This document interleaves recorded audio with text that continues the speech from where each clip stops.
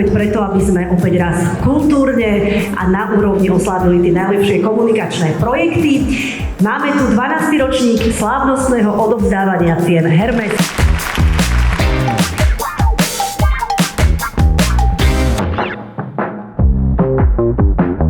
Ocenenia Hermes sú ocenenia od marketérov pre marketérov a o to viac si ich asi aj vážime. Naša každodenná práca si myslím si, že zaslúži takéto zadozučinenie a práve takéto ceny sú takým tým hrejivým pocitom, ktorý nám dáva pri práci zmysel.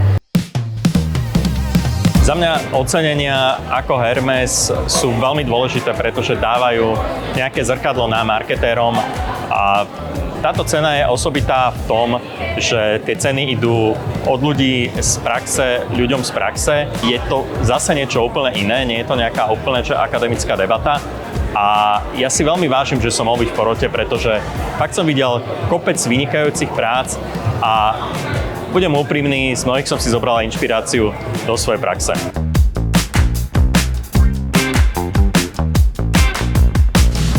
Anketu Hermes vnímám jako jednu z těch nejprestižnějších anket v rámci marketingové komunikace. O to větší je to nadšení a pocit zadosti učinění, který máme po té, co jsme získali vlastně tu nejcennější cenu v rámci celé ankety, tu Grand Prix.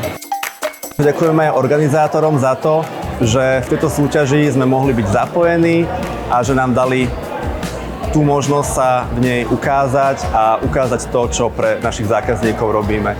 Ďakujeme veľmi pekne a vážime si túto šancu a príležitosť.